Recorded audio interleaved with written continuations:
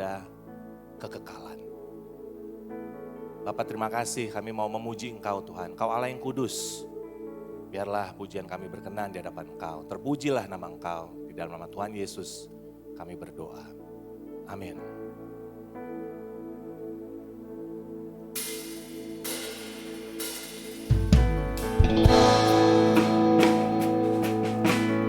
Engkau Allah yang kudus Tuhan. Kami mau menyembah Engkau dengan sikap yang kudus. You are holy, Lord.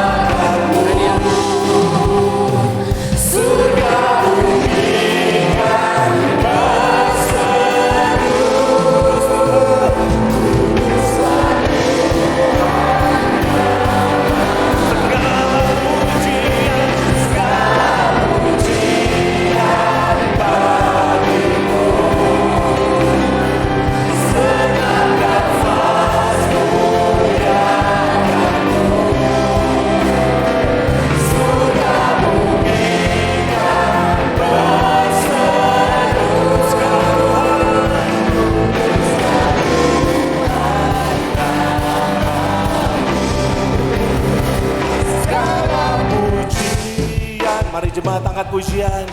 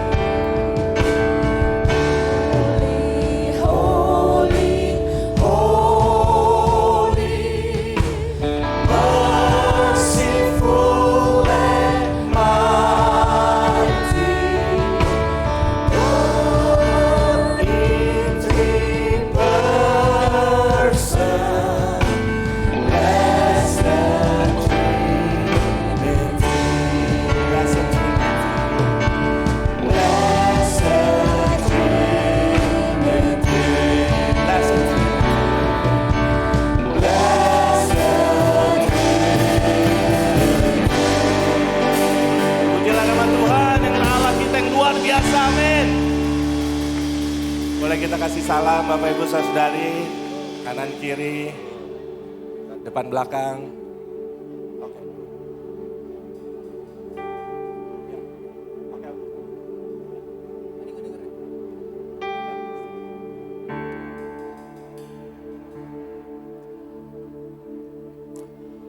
Amin.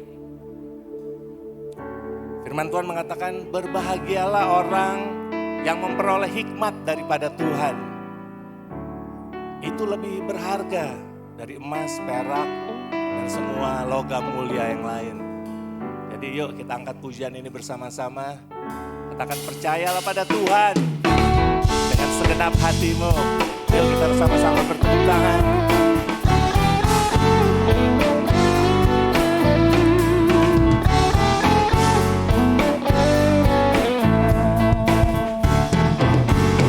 Percaya pada Tuhan, percayalah kepada Tuhan dengan segenap hatimu, dan jangan bersandar kepada pengertianmu sendiri. Percayalah kepada Tuhan dengan segenap hatimu, dan jangan bersandar kepada pengertianmu sendiri. Berbahagia orang-orang yang memperoleh hikmatnya, lebih berharga dari emas, perak, dan bermahal.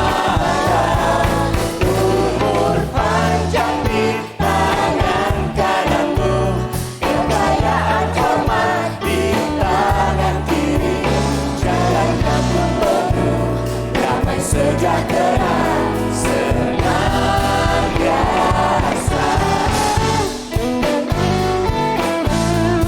Boleh saya undang saudari saja, mari sisters, angkat pujian. Percayalah, percayalah kepada Tuhan dengan segenap hatimu, dan jangan bersandar kepada pengertianmu sendiri. Mari saudara saja angkat pujian. Percayalah, percayalah kepada Tuhan dengan segenap hatimu, dan jangan bersandar kepada pengertianmu sendiri. Sama-sama, bersama-sama katakan, berbahagia orang-orang yang memperoleh hikmatnya, lebih berharga dari emas, perak, dan bermahal. Umur panjang di tangan kananmu, kekayaan hormat di tangan kiri. Jalannya pun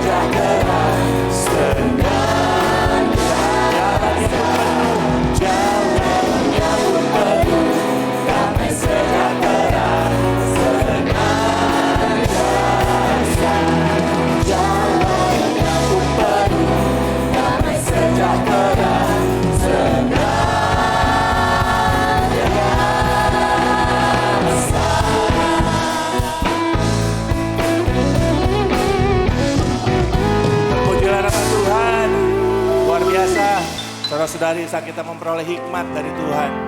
Dan sebentar lagi kita akan mendengarkan firman Tuhan dari seorang pendeta yang cukup senior tapi jiwanya tetap muda. Yaitu Bapak Alex akan berkhotbah hari ini, amin. Mari kita angkat pujian bersama-sama.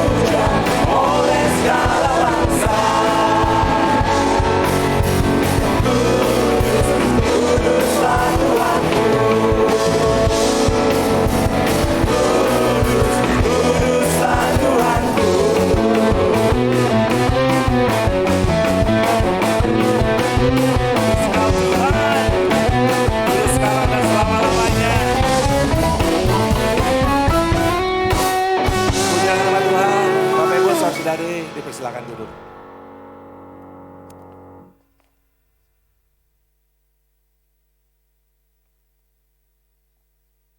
Selamat pagi semua. Pagi atau siang nih? Nah, beda generasi. Kalau yang sudah lebih berusia bilangnya selamat siang. Yang usia masih lebih muda bilangnya pagi. Nah, silahkan tentukan sendiri dari ucapannya. Senang bisa bertemu semua di sini. Saya tahu kita semua di sini ini terjadi perubahan jadwal ya, betul ya? Betul nggak? Ya kan? Siapa yang merasa bahagia ibadah siang? Nggak berani. Nggak berani, takut dibilang rohani. Oke? Tapi kita bersyukur melihat bagaimana di dalam jemaat kita semua tidak terpaku semaunya kita, betul ya? Misalnya kita datang ibadah, oh saya telat bangun siang aja. Ya kan? Tapi kita datang karena kita punya persekutuan dan kita tahu kita datang karena kita kepingin sama-sama bisa bersekutu sesuai dengan apa yang memang sudah dijadwalkan. Mulai semua di sini ya. Boleh kita sapakan yang kira senang ketemu sama kamu di siang hari. Ya, kadang kiri bolang senang ketemu kamu siang hari. Ya kan? Katanya siang itu lebih susah semangat. Betul nggak? Bener lagi. Siang itu lebih susah semangat, bener nggak? Harusnya enggak. Kalau betul berarti ada something wrong dengan diri kita. Pagi, siang, sore semuanya apa? Semangat. Oke, mari kita mulai dengan kita berdoa bersama-sama. Bapa di surga, kami sangat bersyukur atas kebersamaan kami. Terima kasih hari ini kami bisa bersama-sama berkumpul kembali, menaikkan pujian, bersamaan waktu juga bisa mendengarkan firman Kau. Bapa, bantu pikiran, hati kami, fokus kami tertuju pada Engkau saja. Biarlah apa yang firman dibagikan bisa masuk ke dalam hati kami. Dan bisa menjadi satu hal yang bertumbuh di dalam iman kami. Karena kami percaya bahwa firman Kau-lah yang menjadi sumber daripada pertumbuhan iman kami, Bapak. Sertai hamba-Mu. Biarlah perkataan hamba-Mu dituntun oleh Engkau. Dan biarlah firman yang berbicara lebih kuat daripada pemikiran hamba. Saya bersyukur dalam satu nama, Yesus Kristus, putra hidup. Amin. Boleh dong kita kasih aplaus untuk teman-teman kita. Orang menikah loh. Ya, 2 kali loh. Semangatnya tetap sama loh. Saya tadi semangatnya sama saya bilang. Jadi nggak ada alasan kita semua di sini tidak semangat. Oke? Nah, bulan baru, bulan Agustus itu bulan yang rada-rada sakral katanya buat Indonesia. Karena kebanyakan orang Indonesia percaya bahwa Agustus itu adalah hari raya kemerdekaan. Kecuali di Ambon katanya Frank ya. Oh merdeka juga ya, tapi merdeka ada yang lain ya, nggak bercanda gitu ya. Tapi ini menarik, karena saya bilang ke kamu bahwa ini bulan di mana orang semangat. Karena kenapa? Wah ini hari jadi gitu kan. Nah terus terang kita masuk bulan baru dan kita belajar hal yang baru hari ini. Karena bulan ini adalah bulan di mana kita temanya adalah the beginning of wisdom ya untuk bulan Agustus. Dan yang luar biasa kita akan sama-sama sebagai satu jemaat membaca buku Amsal. Nah kalau kita perhatikan baik-baik ini diambil dari Amsal 9 ayat 10. Permulaan hikmat adalah takut akan Tuhan dan yang mengenal yang Maha Kudus adalah pengertian. Mungkin nanti akan diulang-ulangi tema ini. Yang saya mau katakan begini, 2 minggu yang lalu, ini nggak tahu Tuhan itu caranya aneh aja. Ya kalau pergantian itu kan kami kan mencoba melihat apa sih yang dibaca. Saya baca, saya bilang, waduh ternyata waktu saya baca ulang, ada banyak hal yang saya salah di dalam saya pribadi membaca Amsal. Cara saya mengartikan salah.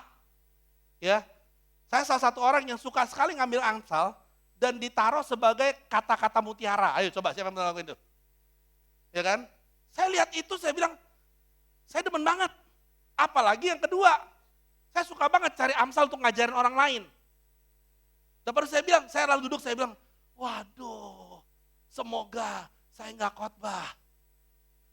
Nggak sampai 2 hari saya dikasih jadwal ini. Yang membuka khotbah adalah saya. Sarah ngasihnya sangat bagus sekali, dia WA cut gitu kan.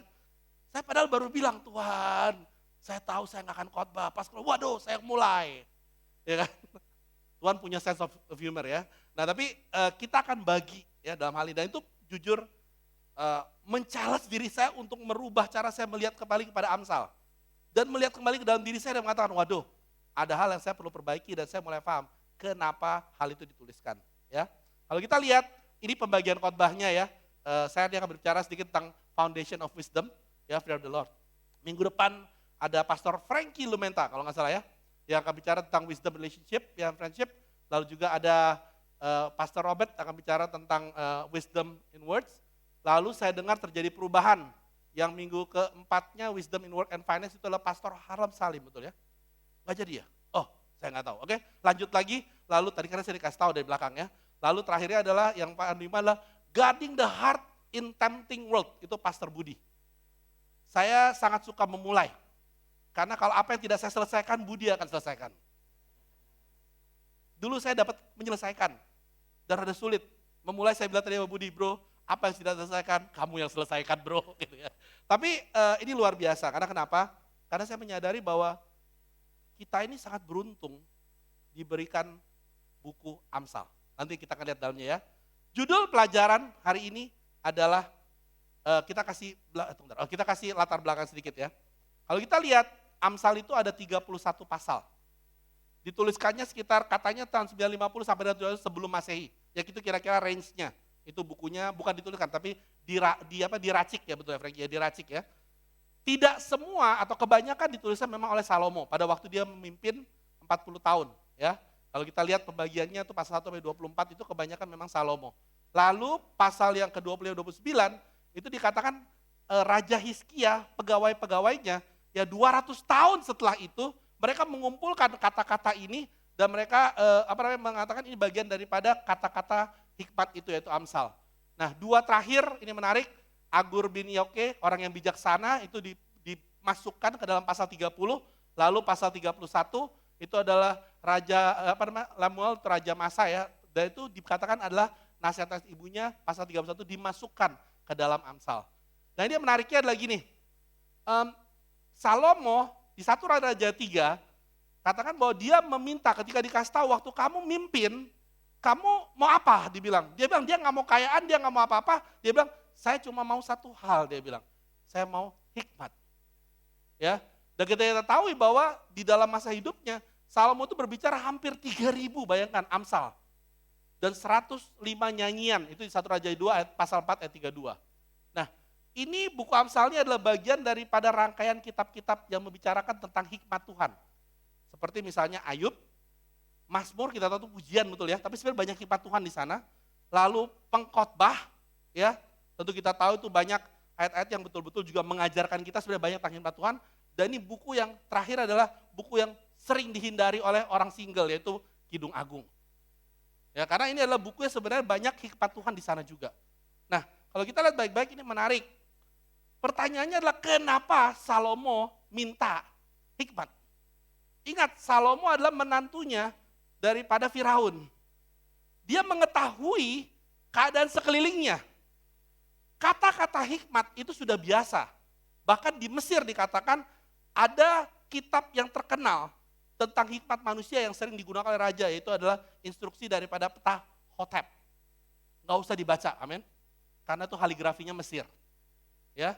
Lalu kedua yang menarik adalah ada kata-kata bijaksana dari Amenemopet. Kamu tanya siapa itu, dari ministry mana, saya nggak tahu. Tapi menarik, karena Salomo tahu di kerajaan sana, kenapa mereka besar? Karena mereka percaya ada kata-kata bijaksana akan membantu raja dalam memimpin. Maka itu dia minta dari Tuhan. Sama juga di kerajaan Babilonia juga sama.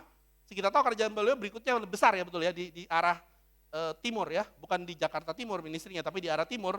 Dikatakan ada, dia bilang instruction of Shurupak. Ya, ini kenapa? Ini instruksi yang sering digunakan oleh raja untuk menggambarkan kebijaksanaan. Nasihat-nasihat, lalu dikatakan adalah word of Ahikar. Ya. Jadi ini adalah kata-kata Salomo tahu kalau dia harus memimpin umat Tuhan, dia butuh kebijaksanaan atau hikmat atau wisdom dari Tuhan. Maka itu yang dia minta. Jadi kita mengerti ya, sebagai seorang dia tahu kebutuhannya. Nah, kalau kita baca, bentuknya adalah prinsip dan poin singkat. Nanti kita baca bareng, kalau kamu baca sendiri nanti atau bareng-bareng, kamu akan lihat hikmatnya itu kayak satu kalimat aja dalam satu masa. Atau ada yang sifatnya puisi tentang kebijaksanaan. Yaitu bisa kamu baca nanti satu paragraf kamu lihat. sebenarnya isinya adalah tentang arahan secara praktis untuk hidup dalam hikmat Tuhan. Jadi kalau kita baik-baik, maka itu kita baca kadang kok bisa begini, karena memang isinya seperti itu. Tapi pada dasarnya adalah tentang bagaimana arahan praktis untuk hidup dalam Tuhan. Nah, ini ketika saya baca saya mulai sadar, wow, jarang Amsal itu mengambil referensi ayat dari Taurat, jarang. Ya, jadi ini bukan buku hukum. Jadi bagi kita semua di sini yang suka menggunakan Amsal untuk nasihatin orang, ini bukan buku untuk menghukum. Lalu kedua, ini bukan ditetapkan untuk semua situasi secara umum. Jadi kalau kita baca Amsal, dia akan itu diaplikasikan sesuai dengan keadaan yang tepat. Maka itu ada yang sifatnya topikal, ada yang sifatnya adalah situasional. Jadi maka itu jangan kamu baca satu, ini bagus nih untuk dia nih. Kamu tidak tahu topiknya apa. Kamu nggak tahu situasinya apa. Maka itu ketika kita baca hari ini, kita harus bisa melihat bahwa iya ya, dengan membaca ini saya akan bertumbuh. Ya, saya bakal bertumbuh. Saya berharap kamu tidak menjadikan stiker-stiker ayat mulai sekarang. Tapi kamu bertumbuh supaya kamu tahu bagaimana mengaplikasikannya. Judul pelajaran saya hari ini adalah ini adalah outline ya yang biasa digunakan, ada banyak outline. Ini outline yang saya perhatikan, saya baca ulang, saya bilang, wow, this is pretty good ya. Nanti kamu ambil sendiri karena kamu baca sendiri kan. Ya, nanti kamu baca sendiri untuk bisa, ini ada salah satu outline yang saya suka pakai untuk saya bisa ngelihat ketika baca frame-nya seperti ini, ya. Nah, judul pelajarannya adalah ini. Choose His wisdom. Saya akan memulai dari pasal 1 sampai dengan kira-kira pasal 3. Dan judul pelajarannya adalah Choose His wisdom. Kita akan menggali kenapa Tuhan memberikan Amsal. Alasannya apa? Jadi nanti bukan cuma kita dapetin topikalnya, tapi kita mengerti, oh ternyata arahnya seperti ini. Udah siap kita masuk ya? Kita masuk, kita lihat di Amsal pasal 1 ayat 1 sampai 3. Dikatakan, Amsal Salomo bin Daud, Raja Israel. Untuk mengetahui hikmat dan didikan. Untuk mengerti kata-kata yang bermakna. Untuk menerima didikan yang menjadikan pandai, serta kebenaran, keadilan, dan kejujuran. Jadi kalau kita lihat baik-baik, tujuan daripada Amsal itu adalah supaya pertama kita tahu hikmatnya dulu. Ya, itu yang pertama. Jadi waktu kamu baca, oh kamu mulai tahu hikmatnya. Tapi ada proses berikutnya, dikatakan bahwa kamu perlu ngambil waktu untuk mengerti kata-katanya di balik maknanya itu apa. Lalu yang ketiga, kamu bisa menerima didikan itu. Nah ini yang menarik. Ketika kamu menerima, kamu bisa mengaplikasikan. Itu yang membuat kamu pandai, dia bilang. Nah tapi lihat, pandainya apa yang dimaksud? Tujuannya pandai, supaya kita bisa menjadi seorang yang hidup dalam kebenaran, dia katakan. Tujuannya kita tahu, supaya orang bisa hidup dalam keadilan. Tujuannya adalah supaya kita hidup dalam kejujuran. Jadi Amsal bukan membuat kita semakin pintar bohong. Semakin pintar banyak knowledge, bukan. Ujungnya kalau kita baca Amsal, kita mengaplikasikan, kita akan mengerti bagaimana hidup benar. Kita akan mengerti bagaimana hidup adil. Dan kita akan mengerti bagaimana kita bisa hidup jujur dalam keseharian kita. Saya baca ini, saya bilang, what a book. Itu adalah jalan yang Tuhan kasih. Kenapa dia kasih buku Amsal? Yaitu adalah untuk membuat kita bisa hidup benar, hidup jujur, ngerti pokoknya, dan hidup apa tadi dia bilang? Adil. Poin pertama saya adalah Amsal dituliskan Tuhan sebagai path, sebagai jalan. Tuhan sediakan jalannya. Kalau kita baca, kita lanjutkan Amsal 1 ayat 4 sampai 6. Dikatakanlah untuk dilanjutkan memberikan kecerdasan kepada orang yang tak berpengalaman. Bahasa Inggrisnya dia bilang simple.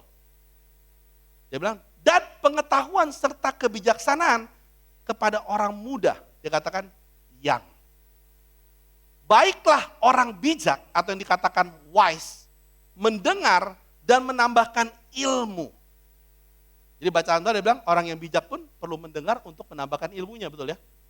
Dia bilang yang keempat adalah apa? Orang yang berpengertian atau yang paling understanding, orang itu akan memperoleh bahan pertimbangan dalam ambil keputusan. Untuk mengerti Amsal dan ibarat, perkataan dan teka-teki orang bijak. Saya baca ini, saya bilang, wow. Berarti siapapun yang baca Amsal, itu akan berguna buat hidup kamu.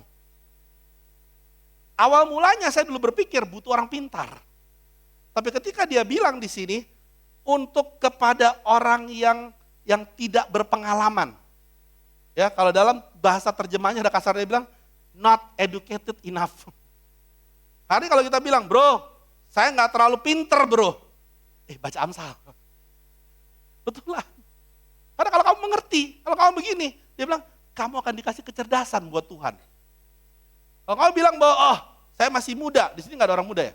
Atau ada yang merasa muda, sorry salah ya. Karena kampus lagi pergi retret saya dengar kan. Ya kan? Jadi yang ini yang menengah dan dewasa lah yang dia. Kalau orang yang masih muda, kamu harus tahu bahwa orang muda itu dikatakan kamu dapat pengetahuannya. Nah, ini yang menarik, dia bilang bagi orang yang bijaksana atau wise, kamu merasa bahwa you don't need advice. Kan orang wise seringkali didatangin orang, betul kan? Tapi dia enggak bilang, kamu baca Amsal, kamu akan ditambahkan ilmunya. Kamu akan mendengar. Dan yang menarik adalah orang yang paling berpengertian, dia bilang. Yang full of understanding. Dia bilang adalah, kamu akan memperoleh bahan pertimbangan. Ya, ini biasanya orang-orang yang piwa. Yang udah opa-oma, karena dia paling mengerti. Cucunya datang, dia paling berpengertian. Cucunya datang ke orang tua, paling tidak berpengertian. Kenapa saya mau bicarakan ini? Karena hari ini, kalau kita lihat orang-orang ini, orang-orang yang berpengalaman, selalu dibilang bahwa itu nggak berpendidikan. Betul ya? Orang-orang yang muda, dia bilang ini orang-orang nggak bisa mikir.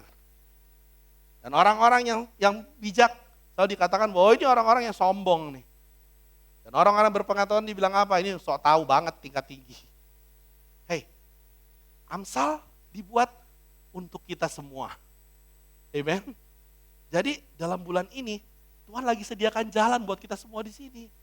Mari kita baca. Mari kita melihat bahwa ini akan berguna buat kehidupan kita. Kenapa saya katakan ini? Karena hari ini kita hidup di era yang terus terang, beritanya banyak banget. Kamu pegang handphone kamu setiap hari, butuh kebijaksanaan.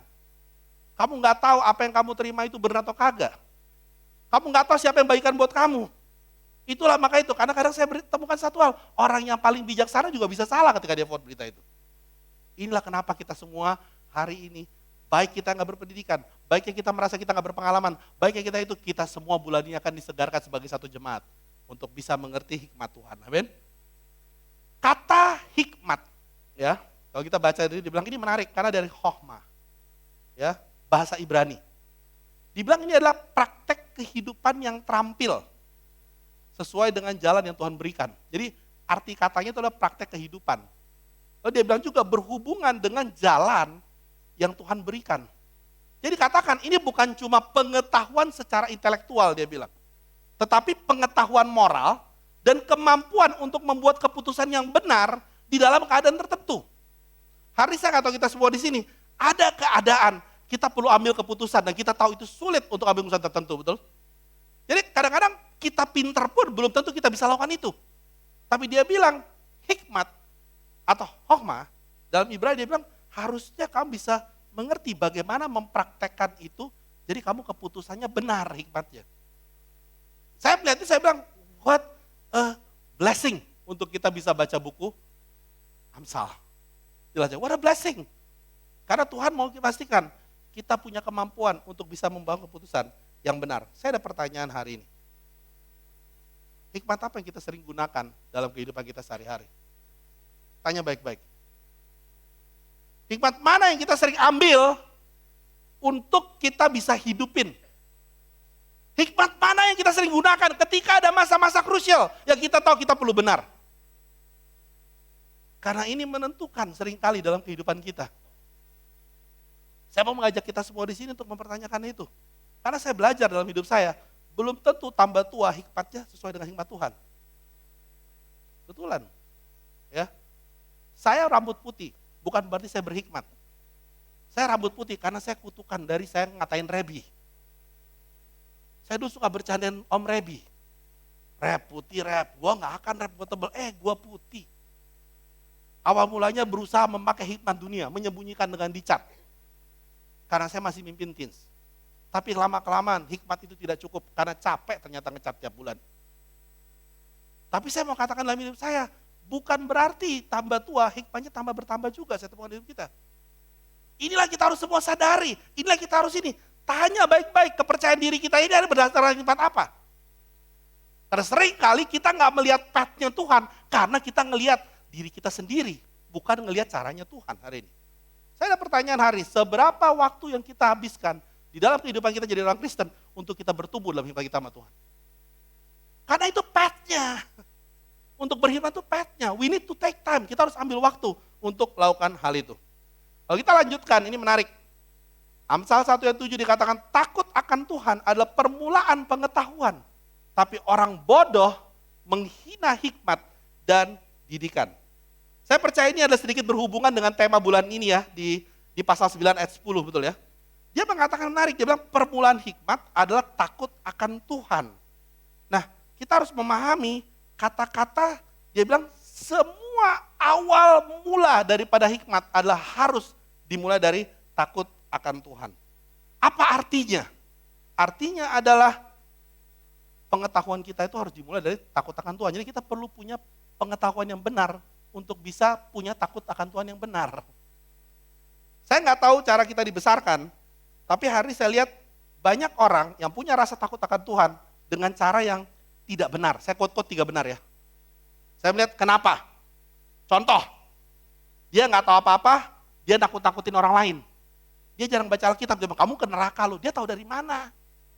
Gak pernah baca Alkitab, nuduh orang ke neraka. Itu kan hikmatnya dari mana? Clear ya? Ada lagi orang yang menarik. Dia suka banget bilang, lu salah. Dia gak baca Alkitab. Hikmatnya dari mana? Ini kita harus hati-hati semua. Kenapa? Karena rasa takut akan Tuhan itu sangat bergantung pada pengetahuan kita akan Tuhan. Saya gak tahu kamu, tapi saya dibesarkan dari takut akan Tuhan yang hubungannya dengan hukuman. Ya, hukuman. Kalau kamu gak ikut Tuhan akan dihukum. Pernah begitu? Ya kan? Jadi kalau kita ikut Tuhan, gak ada pilihan. Daripada dihukum, mendingan ikut. Jadi akhirnya gak membantu dan juga tidak bertumbuh akan pengetahuan akan Tuhan. Ini pertanyaan yang saya mau tanyakan sama kita semua di sini. Hari ini kita bertumbuh gak dalam pengetahuan kita akan Tuhan? Ketika kita duduk, kita baca Alkitab, pengetahuan kita akan Tuhan itu bertumbuh gak? Karena itu menentukan bagaimana kita sebagai seorang Kristen punya rasa takut akan Tuhan. Ada yang menarik nih, saya kasih tahu sama kamu. Ada orang, dia ikut Tuhan karena takut ke neraka. Tapi alasan takut ke neraka menarik. Karena neraka itu apinya panas. Jadi dia gak mau nyaman, maka itu dia kan takut ke neraka. Bukan karena dia kenal Tuhan siapa. Bukan karena dia mau bersama-sama dengan Tuhan dan mengerti bahwa Tuhan itu seperti ini loh. Nah, dalam praktikal gereja seperti ini menarik. Pernah nggak kamu melihat orang berubah karena yang kasih tahu itu orang berbeda-beda? Kalau orang biasa dia nggak terlalu takut. Ya, contoh nih paling contoh ya. Ini mungkin nggak terjadi di sini ya. Ini nggak terjadi di sini. Contoh, orang telat datang kebaktian. Dibuat kampanye, nama Erli lah dikorbankan. Early is godly, early is godly betul ya? Ya kan? Saya melihat itu usaha yang luar biasa. Tapi kadang ada orang yang menarik. Kalau ditaruh pelayan di luar, dia masuk tuh kayak masuk ke api neraka. Sorry bro. Ngerti ya? Tapi minggu depan telat lagi. Karena takut akan Tuhannya tuh bukan karena respect dia datang untuk Tuhan. Tapi kalau Asher berdiri, dia kayak gak ada, siapa lu? Dia telat pun dia gak peduli sama Tuhan. Kenapa? Karena datang ibadah, dia tidak mempunyai pengetahuan yang benar. Dia gak punya respek yang benar. Dia datang ke sini untuk Tuhan. Dan saya berharap ini kita memahami, ya bukan karena orang bilang mau gerejanya disiplin, tapi ini menunjukkan rasa takut dan pengetahuan kita yang benar akan Tuhan. Karena kita bisa khotbahin dari sini. Ya, kita bisa bicarain sini. Tapi kalau kita berubah karena ada penindakan-penindakan di luar dan penakutan-penakutan itu nggak akan bantu kita berubah. Ini saya mau ngajak kita semua di sini. Let's have a good knowledge. Mari kita melihat. Bahkan di buku Amsal pun dikatakan siapa Tuhan itu. Kalau kita baca Amsal 2 ayat 6 dia bilang karena Tuhanlah yang memberikan hikmat. Dari mulutnya lah datang pengetahuan dan kepandaian. Kenapa dituliskan Salomo itu? Dia bilang saya punya takut yang benar karena saya tahu Tuhan yang kasih hikmat itu. Dari mulutnya lah keluar pengetahuan dan kepandaian itu. Dia bagikan dua hal dan ini saya rasa penting buat kita sebagai seorang Kristen. Pertama, ada yang namanya knowledge, betul ya, knowledge ya. Knowledge itu adalah pengetahuan. Pengetahuan itu biasanya adalah informasi atau fakta. Maka itu kita baca Alkitab, kita dapat pengetahuan tentang kebenaran. Ada amin? Amin. Bagus, tapi kita butuh hikmat. Hikmat adalah kemampuan untuk bisa mengetahui cara yang benar dalam menjalankan kehidupannya. Kenapa kita mau lakukan caranya yang benar? Karena kita ikutin Tuhan. Karena kita kenal Tuhan yang kasih tahu kita itu siapa. Bukan karena pendeta tertentu ngomong. Bukan karena itu. Jadi kalau dikatakan, waktu Salomo tadi saya percaya begini, dia bilang, saya itu takut sama Tuhan karena saya tahu dia yang kasih hikmat. Saya punya pengetahuannya, bahwa saya tahu bahwa Tuhan yang kasih kemampuan itu, dia yang ngajarin sama saya. Jadi dia punya sense of respect. Dia punya sense of understanding. Maka itu dia tahu takut akan Tuhannya bukan karena ditakut-takutin dalam kehidupannya. Saya mau katakan dari kita semua di sini, jangan kita mengejar cuma mau jadi pintar. Amin. Karena menyedihkan, ketika kita pintar, kita nggak melihat kebijaksanaan dalam kita melakukannya. Karena pernah dengar orang bilang, teori aja lu, pernah dengar gitu? Kenapa? Karena dia nggak bertumbuh dalam hikmatnya waktu baca Alkitab. Bulan ini kita baca Amsal loh, kita akan diajarin banyak. Jadi mari kita mengatakan pada diri kita, saya kepingin untuk bertumbuh dalam pengenalan saya akan Tuhan. Ini pertanyaannya, gimana hubungan saya pribadi sehari-hari dengan Tuhan? Tanya baik-baik sama kita. Kita lakukan karena itu tanggung jawab, atau kita lakukan karena kita betul-betul kepingin bertumbuh dalam pengenalan itu sehingga kita punya rasa takut yang benar akan Tuhan. Saya mau ajak kita ini kenapa? Karena terus terang Tuhan mau kita mengerti cara yang dia sediakan dari buku Amsal itu. Kalau kita lihat, Amsal 2 ayat 1-2 kata ini, hai anakku, jikalau engkau menerima perkataanku dan menyimpan perintahku di dalam hatimu, sehingga telingamu mendengarkan hikmat dan engkau mencenderungkan hatimu kepada kepandaian. Jadi dia bilang gini, kamu harus ngerti prosesnya, dia bilang waktu baca Amsal. Mungkin kita baca kadang kita kan butuh waktu ya, betul ya. Tapi ada proses yang penting. Saya suka di proses dia bilang, pertama waktu kamu baca, kamu terima dulu. Berarti terima gak? Jadi baca terima. Jangan mikir yang lain-lain. Saya butuh terima bahwa Tuhan lagi bicara sama saya. Yang kedua, saya suka dia bilang, simpan dalam hati kamu. Artinya apa? Kamu remember. Remember. Ingat. Bayangin loh, bulan ini 31 pasal. Bulannya berapa hari? 31 hari, 30. 31, ya kan 31 lagi mikir, bener, 31. Jadi bayangin, satu pasal, satu hari, kamu ingetin apa yang Tuhan coba kasih tahu sama kamu. Lihat konteksnya apa. 31 hari, saya percaya Tuhan akan menumbuhkan hikmat kita. Lalu berikutnya saya suka apa, dia bilang, reapply, perhatikan dan cenderungkan hati kamu untuk lakukan itu. Jadi perlu ada proses ini, read, remember, reapply. Dan itu kita perlu lakukan berulang-ulang. Karena kita mau melatih hikmat Tuhan yang merupakan jalan bagi kita di sana.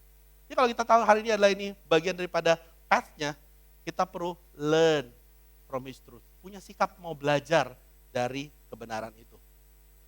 Dikatakan ini ya, dibilang gini, ketika kita melangkah di jalan Tuhan, setiap langkah menjadi pelajaran, setiap pencobaan menjadi guru, dan setiap momen menjadi kesempatan untuk bertumbuh dalam kebijaksanaannya Tuhan. Saudara-saudara sekalian, bulan ini kita akan baca Amsal. Kalau kita bisa read, remember that, dan mulai jalanin langkahnya, dia bilang setiap langkah itu jadi pelajaran apa yang Tuhan kasih tahu sama kita. Lalu apa? Trust me, kamu akan bertemu banyak cobaan. Pasti banyak cobaan yang akan muncul. Tapi cobaan itulah yang akan menjadi guru dalam hidup kamu. Lalu ketiga, momen itulah setiap kesempatan di mana kita akan bertumbuh dalam kebijaksanaan Tuhan ketika kita menggunakan Amsal itu. Amin. Jadi semuanya lihat ya, ini adalah apa? Path-nya. And let us have the have untuk learning-nya. Lalu yang kedua, ini menarik. Amsal 1 ayat 8-9 katakan ini, hai anakku, dengarkanlah didikan ayahmu. Dan jangan menyia-nyiakan ajaran ibumu. Sebab karangan bunga yang indah itu bagi kepalamu adalah suatu kalung bagi lehermu. Kita baca buku Amsal menarik, karena ada kata-kata hai anakku, my son. Dan kata-kata itu muncul 22 kali dalam semua Amsal. Terus saya baca itu, apa sih yang sebenarnya coba disampaikan Tuhan untuk Salomo mengerti bahwa yang dia mau katakan gini, saya ini berbicara Amsal supaya kamu mengerti saya lagi kasih pandangan, saya lagi kasih sesuatu sebagai seorang ayah kepada anak. Sebagai seperti seorang ibu lagi bicara sama anak. Jadi tujuannya adalah dia mengerti bahwa tanggung jawab untuk memberikan Amsal itu siapa? Dari orang tua. Tapi dia katakan, kenapa dia kasih itu? Dia bilang sebagai bagian daripada karunia yang indah, bagi kepalamu dan satu kalung bagi lehermu. Karena dia mau katakan, itulah cara saya protect. Saya kasih Amsal supaya saya protect. Sebagai orang tua, saya bisa protect. Saya kasih tahu bahwa ini loh yang cara yang kau bisa hidup menjadi bagian daripada proteksi kamu ketika menjalankan hidup kamu. Ya, kenapa protect? Karena Tuhan cuma bisa melindungi, dia nggak bisa memaksa. Ini yang saya mau katakan. Tapi saya mau katakan sama kita semua di sini, hari ini sebagai satu jemaat kita percaya namanya parenting. Ada amin orang tua? Kita percaya namanya discipling. Gak ada amin. Masih percaya kan? Ya kan? Kita percaya yang namanya discipling. Sebagai seorang murid Yesus, sebagai seorang Kristen. Kita perlu dibimbing. Kita percaya namanya parenting. Sebagai orang tua kita punya tanggung jawab untuk melindungi anak-anak kita dengan firman dan kebijaksanaan dari Tuhan. Pertanyaannya hari ini gampang. Bagi orang tua, kita masih gunakan wisdomnya Tuhan gak ketika kita memparenting anak kita? Coba tanya baik-baik. Apa wisdom yang kita gunakan ketika kita memparenting anak kita? Memberikan nasihat pada anak kita. Ini kira-kira kejadian 10 tahun yang lalu. Saya nggak mau kasih tahu siapa. Jadi pelayan di grup remaja itu rawan-rawan sedep. Tahu nggak rawan sedep? Karena kamu di tengah-tengah. Kadang-kadang kamu diminta nasihat sama orang tua, nasihat kamu digunakan untuk mengatakan, pendeta Alex ngomongnya begini, padahal nggak ada hubungan. Habis itu ada anak yang datang, dia akan bilang, enggak Om Alex ngomongnya begitu. Jadi perkataan saya lah dijadikan tempat untuk mereka berdiskusi yang benar yang salah di mana. Berarti saya sudah mulai sesat bawa orang ke neraka. Ini satu kejadian menarik. Saya nggak tahu sebenarnya enggak. Ada seorang anak, dia datang sama saya dan ini bukan anak yang suka minta nasihat. Dia datang satu pertanyaan, Om, ini dari Alkitab nggak ya? Dia sebutkan sesuatu. Dari Alkitab nggak ya? Saya ngelihat dia, saya langsung hati-hati. Saya bilang, ini anak tumben minta nasihat. Gue harus hati-hati nih, apa yang dalam pikiran dia ya? Saya tanya satu pertanyaan, boleh saya tahu nggak kenapa kamu mau tanya? Dia bilang, tapi Om harus jelasin ya. Saya bilang, oke. Saya bilang, gini Om, saya nanya, karena saya sering dengar nasihat ini di rumah dari papa saya. Saya mau tahu dari Alkitab nggak? Menjadi orang yang sangat jahat, saya langsung pikir, hati-hati. Nanti datang, saya minta dia lakukan satu hal. Kamu tanya aja sama papamu, Pak, nasihat ini dari Alkitab yang mana ya? Loh, saya kata gitu kan, aman buat saya. Aman, ya kan saya cari aman. Dia pergi. 2 minggu kemudian saya ketemu dia di youth service. Yang saya khawatir adalah mukanya. Mukanya senyuman iblis. Saya bilang, saya lagi pikir, gimana? Dia nggak bahas yang lain, dia cuma kasih tahu sama saya. Om mau tahu jawabannya nggak? Saya bilang, Dia bilang, ternyata setelah saya gitu sama papa saya ambil waktu Om untuk nyari di Alkitab. Dan Om tahu, dia mengakui akhirnya bahwa itu adalah nasihat yang ibunya sering berikan. Dan tidak ada di Alkitab. Saya bilang gitu, jangan aniaya papamu. Jangan kamu senang. Kan tapi saya berhasil, jangan. Tapi tahu nggak bahayanya ketika kita lakukan itu? Bahaya loh. Hari ini kita semua membimbing orang. Saya tanya, wisdom apa yang kita sering gunakan ketika kita kasih nasihat sama hidup orang? Ask carefully. Karena Amsal digunakan untuk melindungi. Bukan untuk memenuhi kita punya otoritas, bukan. Itu untuk melindungi. Saya mau tanya, betul tanya pemimpin, kita hari ini gunakan apa ketika kita mau membantu orang kita untuk berjuang dalam kerohaniannya? Banyak pengalaman? Atau kita ngerti ini yang Alkitab katakan, ini wisdomnya yang Tuhan mau kita bisa terima. Belum selesai. Bagi anak-anak yang kamu terima nasihat, kamu nerima kalau wisdom dari Tuhan, kamu responsnya gimana? Ngomong terus, itu kalau dari Tuhan harus diomongin terus. Loh, anak bimbingan juga sama. Kalau kita diberikan nasihat dan wisdom itu dari Tuhan, kita gimana responsnya? Apa kita cari orang lain untuk memverifikasi kita punya kebenaran? Atau kita lihat Alkitab, kalau memang Tuhan udah bicara gitu, ya kita berubah. Ini penting sekali, karena kenapa? Tuhan mau protek hidup kita lewat kebijaksanaan itu. Ini bukan waktunya untuk kita mengatakan bahwa, ini bagian daripada saya lebih pinter. Enggak. Karena kalau kita baca baik-baik, Amsal 3:12 katakan ini, karena Tuhan memberikan ajaran kepada yang dikasihinya, seperti seorang ayah kepada anak yang disayanginya. Teman-teman semua, apa yang diberikan bukan cara Tuhan mengasihi kita, dia mau protek kita. Tolong jangan lakukan hal ini. Ini loh yang saya mau kasih tahu cara kamu hidup. Kenapa? Tuhan kasih hikmat, Tuhan kasih pengetahuan, karena dia sayang sama kita sebagai manusia. Itu yang dia mau kasih tunjuk, saya sayang kamu. Saya sayang kamu seperti seorang anak.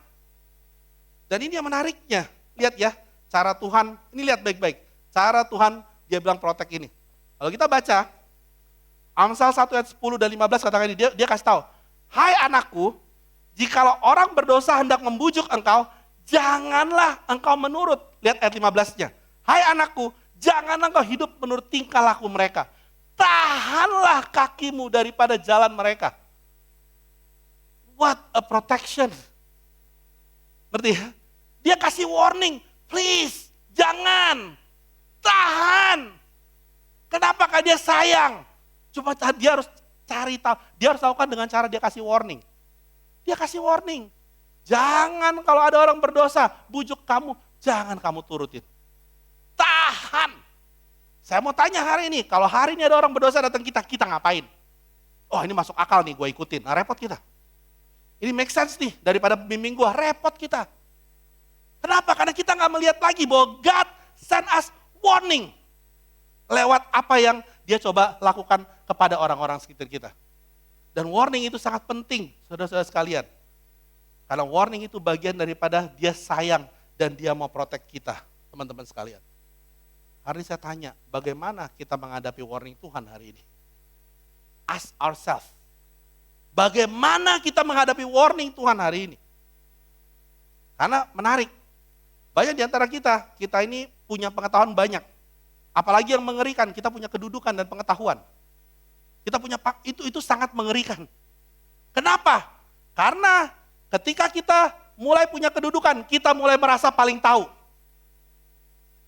Dan itu bahaya buat diri kita. Karena kenapa? Ada things yang kita mungkin mau lakukan. Tapi Tuhan udah bilang, jalannya gak begitu. Tapi karena kita bilang, enggak, biasanya begini. Oh ini kedudukan saya harus begini. Udah dikasih tahu, udah ada keadaan. Kita bilang, enggak bisa harus begini. Kita malah gak happy kalau dikasih tahu. Saya mau kasih tahu kamu, hati-hati. Karena itu mungkin warningnya Tuhan dalam kehidupan kita. Cuma kita bersikuku keras karena kita pikir kita paling berpengalaman dan kita punya kedudukan. Hati-hati. Karena ada masa di mana Tuhan gak bisa protek kita lagi. Dan Tuhan menunjukkan siapa diri kita sebenarnya. Dan kalau kita gak aware, dan kalau kita tidak respon, itu bahaya banget. Di Amsal 1 ayat 20-21 dan Amsal 23, dia bilang gini menarik. Hikmat berseru nyaring di jalan-jalan, di lapangan-lapangan, ia memperdengarkan suaranya. Ini dibilang ya, hikmat itu sama dengan wanita ya. Dia bilang wanita tuh kan ngomong mana? Bukan, waktunya hikmatnya, sorry.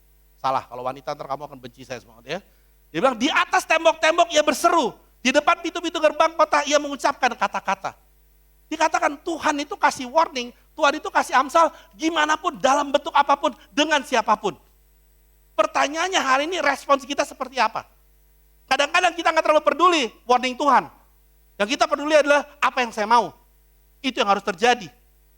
Kita nggak terlalu peduli, Tuhan lagi kasih tahu kita lewat orang-orang yang berbeda. Cuma karena kita ada keinginan, kita ada kedudukan, kita ada tanggung jawab, kita nggak lihat lagi. Itu warning dari Tuhan. Itu yang berbahaya.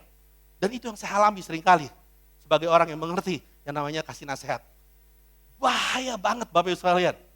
Maka itu dikatakan ayat 23, saya suka gini. Berpalinglah kamu kepada teguranku. Sesungguhnya aku hendak mencurahkan isi hatiku kepadamu. Dan memberitahukan perkataanku kepadamu.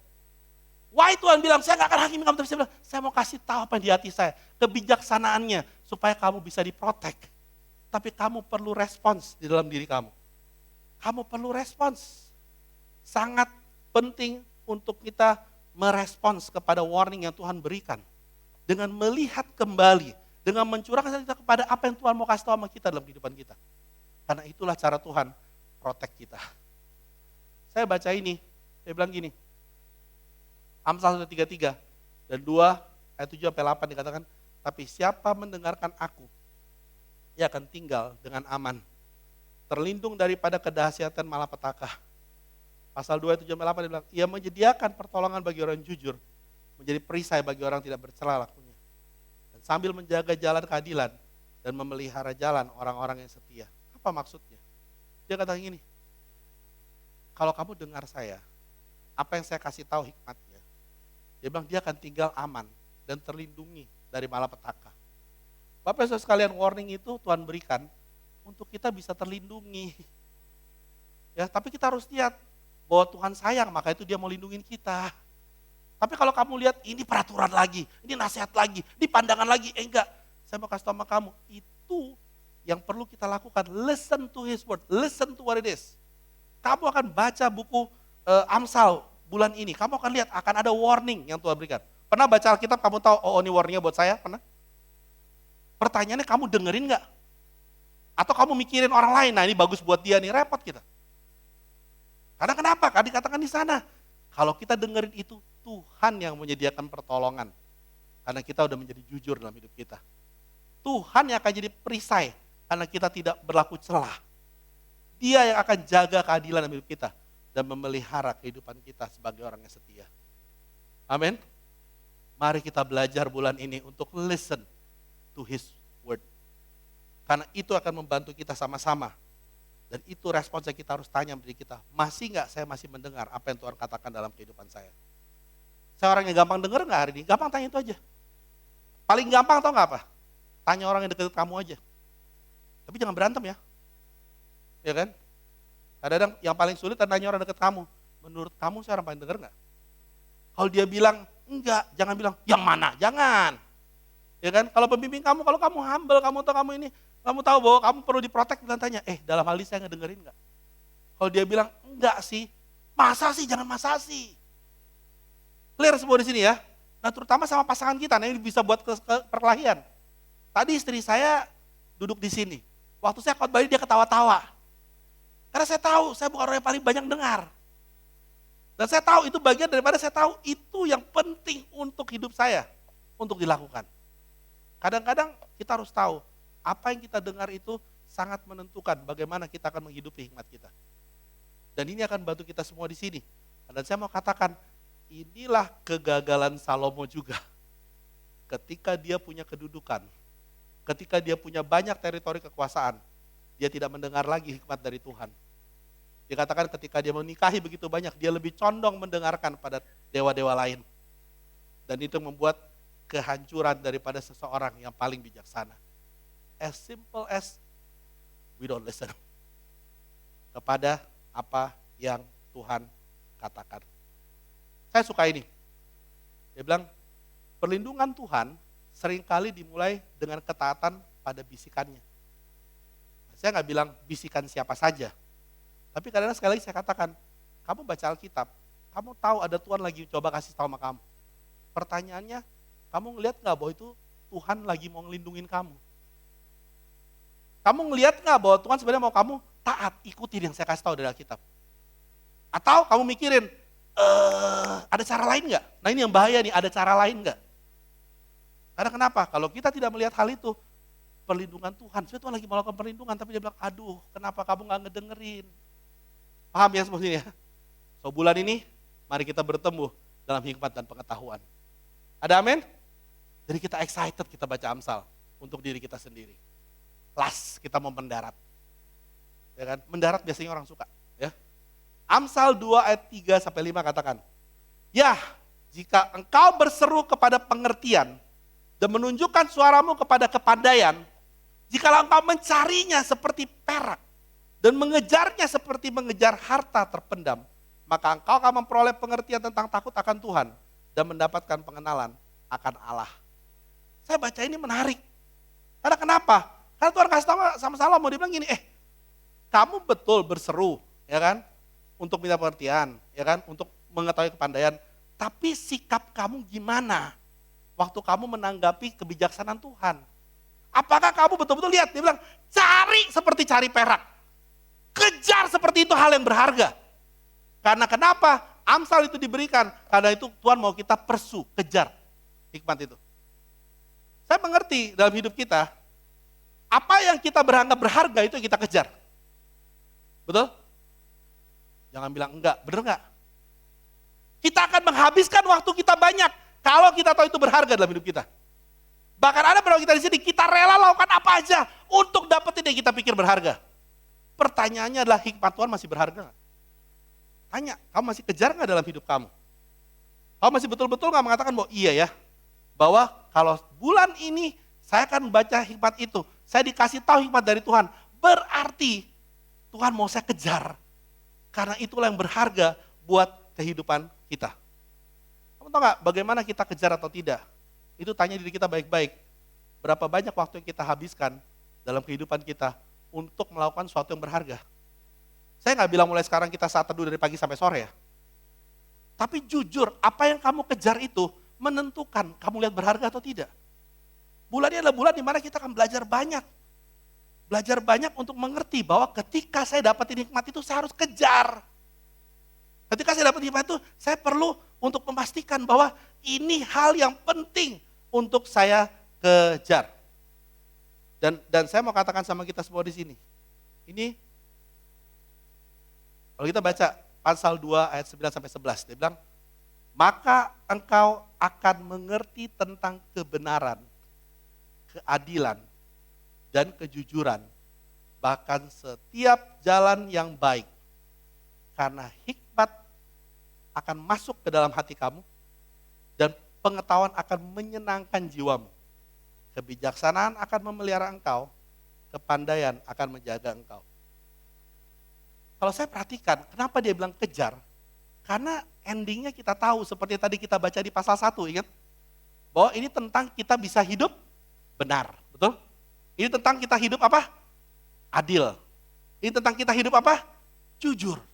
Jadi kalau kita tahu itu berharga, itulah kenapa kita perlu bertumbuh dan mengejar yang namanya hikmat dari Tuhan. Karena yang menarik, dia bilang gini, kalau kamu kejar itu, kamu mulai mengerti hal itu, dia bilang apa? Hikmat itu masuk ke dalam hati kamu. Dan pengetahuan itu akan menyenangkan jiwa kamu. Saya baca ini, saya bilang, what a stage ya, ngerti stage gak? Saya nggak tahu kamu, kapan terakhir kali kamu lihat kebijaksanaan Tuhan, kamu ambil itu ke dalam hati kamu, kamu bilang, wow, ini penting loh saya punya loh. Kapan terakhir kali kamu lihat pengetahuan yang dari firman Tuhan, kamu bilang, ini akan menyenangkan jiwa saya ketika saya ambil ini. Karena saya percaya hikmat dari Tuhan, itu adalah bagian daripada kita bisa melihat bahwa ketika itu masuk ke dalam diri kita, ketika kita itu betul-betul menyenangkan jiwa kita, itu akan membantu kita bisa menjadi orang berubah. Bapak, Ibu, teman-teman sekalian, saya mau mengajak kita, yuk kita buat goal dalam waktu kita dengan Tuhan. Supaya apa? Kebijaksanaan Tuhan itu masuk ke dalam diri kita, kita kejar. Kita jadi goal yuk, knowledge yang kita dapatkan dari buku Amsal itu, kita jadikan itu sebagai satu hal yang menyenangkan jiwa kita. Saya nggak tahu saat teduh kita saat ini, apakah menyenangkan atau membebankan. Jangan lagi baca buku Amsal, aduh apalagi nih. Banyak banget nih. Ya kan? Ini pasti buat tegur-teguran deh. Enggak, tapi ini untuk bagian. Untuk kita memahami bahwa itulah bisa membantu hidup kita. Sehingga kita bisa melihat bagian daripada apa yang Tuhan mau capai dalam diri kita. Apa yang Tuhan mau ubahkan dalam diri kita. Ini menarik. Ya, dikatakan kenapa dibilang kejar. Karena Amsal 2, 12, 16, 21 gini. Dia bilang, waktu kamu ngejar, supaya engkau terlepas dari jalan yang jahat. Dari orang yang mengucapkan tipu muslihat. Dia bilang. Supaya engkau terlepas dari perempuan jalang. Dari perempuan yang asing, yang licin perkataannya.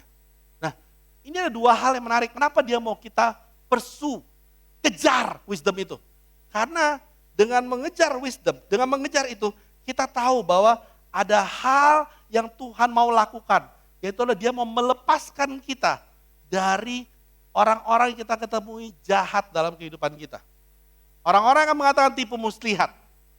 Tolong jangan terjemahkan ini salah ya. Jangan habis ini PDG kamu karena lagi sakit hati kamu bilang kamu semua jahat, jahat, jahat. Bukan itu tujuannya. Tapi kita tahu dalam hidup kita sehari-hari, banyak sekali hal-hal yang kita tahu orang mau melakukan satu kejahatan dalam hidup kita. Kalau kita kejar itu, dia bilang kita akan terlindungi dari tipu muslihat. Dia bilang. Yang menarik adalah dia bilang, kalau kamu kejar itu, kamu akan terlepas dari, mohon maaf kata-katanya perempuan jalan, dan perempuan asingnya licin perkataannya. Apa maksudnya di sana? Yang dimaksud di sana adalah kita tahu bahwa mengejar hikmat akan melindungi manusia dari kecemaran nafsu yang ditimbulkan dari manusia sekitar kita. Ya. Dan ini jangan semua laki-laki sok suci di sini. Kamu langsung bilang, kamu perempuan yang kurang baik. Enggak. Ya, tapi dia mau katakan kalau kamu kejar wisdom itu, kamu akan mengerti bagaimana terlepas daripada hal-hal yang akan membuat kita jatuh ke dalam kecemaran nafsu yang kita akan bisa punya. Pertanyaannya hari ini, apakah kita kejar itu atau kita kejar nafsunya? Banyak kasus yang kita temukan bahwa gini, udah dikasih tahu tapi kamu gak kejar wisdomnya. Kamu malah kejar nafsunya. Kamu malah kejar kebohongannya. Ini yang menjadikan terus terang dikatakan di sini. Karena ayat 20 dia bilang, sebab itu tempuhlah jalan orang baik dan pelihara jalan-jalan orang benar. Karena orang jujurlah, dia bilang apa? Akan mendiami tanah dan orang yang tidak bercela yang akan tetap tinggal di situ. Mengejar kebijaksanaan bukan cuma hanya membebaskan kita, tapi itulah akan menyelamatkan kita. Amin. Bulan ini adalah bulan di mana kita akan lihat kembali bagaimana kita handle keselamatan dalam hidup kita. Beneran. Saya ketika baca ini saya bilang, aduh mak, perlu diselamatkan siapa? Diri saya. Ada bagian-bagian saya percaya, waduh ini betul-betul perlu diubahkan. Saya mau tanya hari kita semua di sini. Hari ini kita lihat nggak cara hidup kita itu membantu keselamatan kita atau meresikokan keselamatan kita? Ask questions that. Cara hidup kita hari ini membantu kita nggak untuk menjaga keselamatan kita atau malah membahayakan keselamatan kita? Karena Tuhan katakan, saya mau kamu kejar wisdom ini. Tujuannya supaya apa? Supaya kamu bisa memastikan keselamatan kamu bersama di dalam jalan yang saya berikan. Karena itulah caranya. Pursuit wisdom akan membantu salvation kamu. Saya tanya hari ini, cara kamu kerja sehari-hari di kantor kamu gimana? Apakah itu membantu keselamatan kamu? Atau malah orang bisa melihat kamu gak selamat? Itu kan sedih ya. Kita mengundang orang, tapi orang lihat, kebijaksanaan kamu begitu. Repot kita nanti akhirnya. Saya tanya hari ini, cara kita hidup di rumah. Apakah orang bisa melihat bahwa kita hidup dalam keselamatan? Atau orang melihat orang ini perlu diselamatkan? Cara kita berinteraksi satu sama lain dengan teman-teman kita di luar gereja, bahkan di gereja.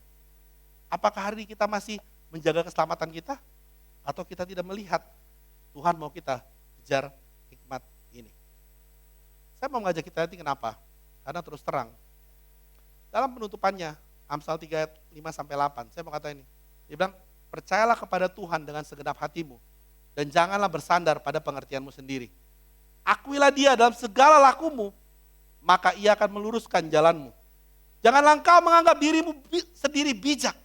Takutlah akan Tuhan, jauhlah kejahatan. Itulah akan menyembuhkan tubuhmu dan menyegarkan tulang-tulangmu. Bapak Ibu Saudara sekalian, hari ini kalau kita percaya bahwa mengejar yang namanya hikmat Tuhan adalah satu hal yang berharga, kita tahu kita nggak mampu untuk menghadapinya. Kita mungkin nggak mampu, tapi tanyanya adalah kita percaya nggak bahwa Tuhan mau kita lakukan dengan segenap hati kita.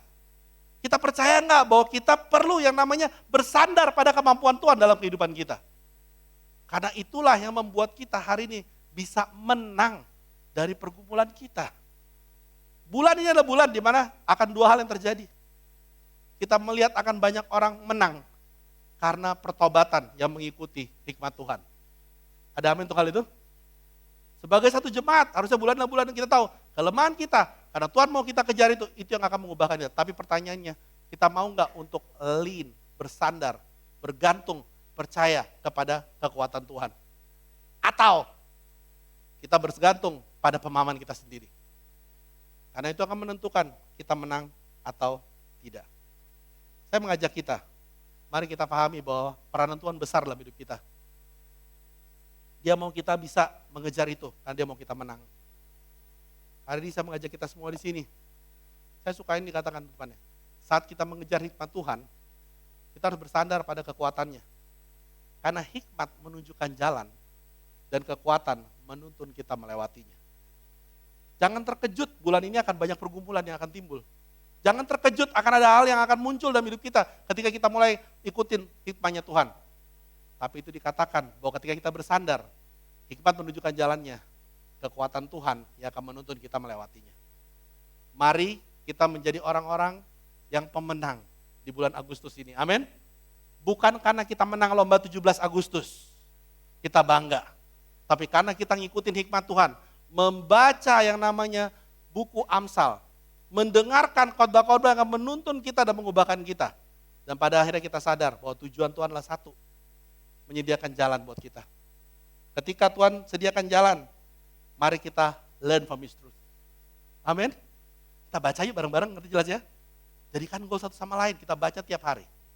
Ingetin itu. Yang kedua, kita memahami bahwa adanya proteksi Tuhan dalam hidup kita. Kenapa? Karena Tuhan mau lindungin kita. Dia kasih Amsal itu untuk lindungin kita. Maka itu penting buat kita hari ini, dengerin apa yang dia katakan. Lalu yang terakhir adalah Tuhan mau kita kejar. Dia mau kasih wisdom itu Tuhan mau kita kejar. Nah, dengan kita kejar, kita tahu bagaimana artinya kita harus bergantung pada kekuatan Tuhan. Karena kekuatan Tuhanlah yang akan mengubahkan kita dan membantu kita berubah. Jadi sekali lagi, mari kita memilih wisdom Tuhan. Amin. Mari kita berdoa untuk menutup. Mari. Bapa di surga, terima kasih atas waktu yang Kau bisa berikan pada kami semua di sini. Terima kasih karena firman Kau membantu kami untuk mengerti luar biasanya. Sebagai satu jemaat kami akan belajar buku Amsal. Biarlah Bapak setiap wisdom, setiap hal yang kami akan baca, yang kami akan pelajari, bisa membantu kami untuk menjadi orang-orang yang berubah, bergantung pada hikmat Engkau, lebih daripada segala sesuatunya. Terima kasih Bapak, sekali lagi untuk kebaikan Engkau dalam hidup kami. Terima kasih untuk firman Engkau. Kami berdoa, satu nama, Yesus Kristus Putra Engkau, dan Juru Selamat kami yang hidup. Amin. Bapak Ibu sekalian, sebentar lagi kita akan masuk ke dalam perjamuan kudus. Perjamuan kudus merupakan waktu di mana kita merespon pada firman Tuhan. Hari ini kita akan mendengarkan kesaksian hidup daripada seorang saudari Imelda dari grup Merit Ministry Bintaro. Dia akan membagikan pengalaman hidupnya bersama Tuhan. Mari kita sambut sister kita Imelda.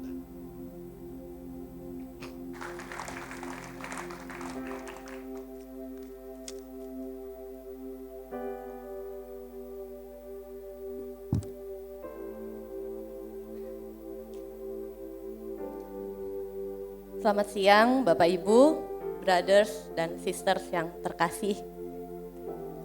Perkenalkan, nama saya Imelda dari Merit Bintaro.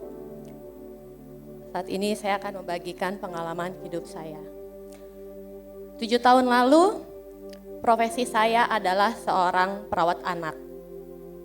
Saya mengabdi selama 14 tahun di salah satu rumah sakit swasta yang bisa dikatakan salah satu yang terbesar di Jakarta. Saya bekerja dengan penuh kesungguhan dan ambisi, di mana akhirnya saya menjadi salah satu kepercayaan atasan saya, yang pada akhirnya atasan saya itu yang mendaftarkan saya untuk lanjut kuliah untuk jenjang karir. Di situ beliau juga mensupport saya untuk ikut tes, lulus, dan lanjut kuliah sambil kerja.